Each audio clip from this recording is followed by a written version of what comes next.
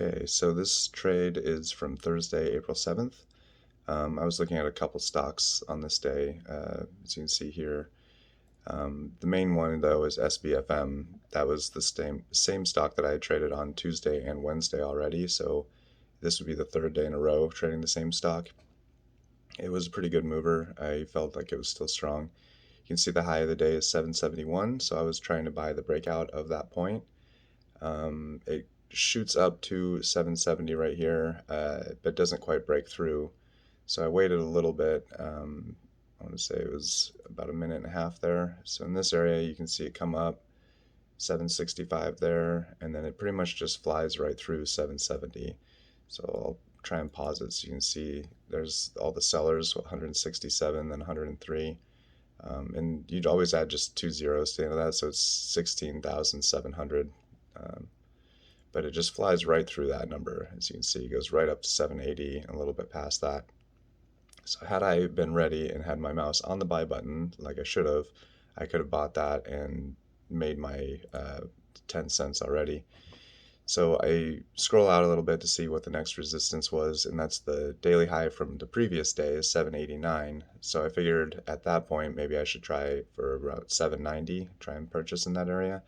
But knowing that stocks usually have problems getting through whole and half dollars, I figured $8 might be resistance. So if I could get it at 790, I'd have to be careful to actually sell it at $8. But you can see here it just flies right through 789 as well. Just goes straight through it, right up to close to $8. So then I'm thinking, okay, well, I missed two decent buying opportunities. This is moving quickly, but that's also a good sign. So I'm not too worried about it. I figure it'll drop down a little bit and then I can buy it at a lower price maybe.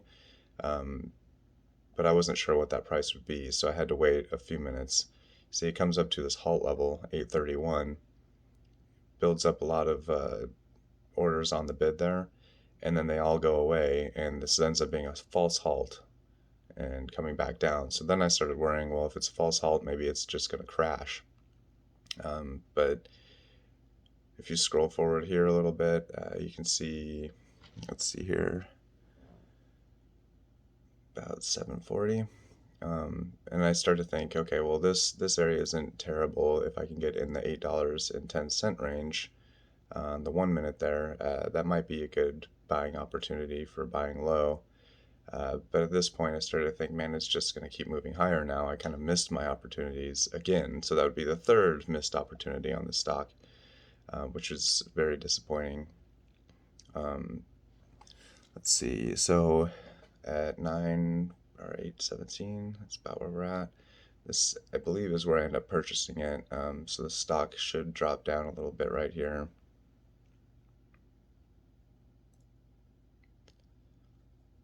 Comes back down to the 9 EMA area. That's the yellow. And there I purchased it. So $8.12 is what I got it at. I probably could have waited a little bit longer and got it closer to that 9 moving average, which is $8.04. But $8.12 isn't terrible from my plan of $8.10. So not the worst buying opportunity there. Forward a little bit, you can see it bounces off that area, but still not quite what I was looking for. It did get up to 822, and that's where I put in a sell order on the ask because I was trying to get my 10 cents. But it doesn't sell, it doesn't get through 822. So then I started to be a little bit worried that maybe it was bouncing off the 9 EMA and then it was just going to fall right back through.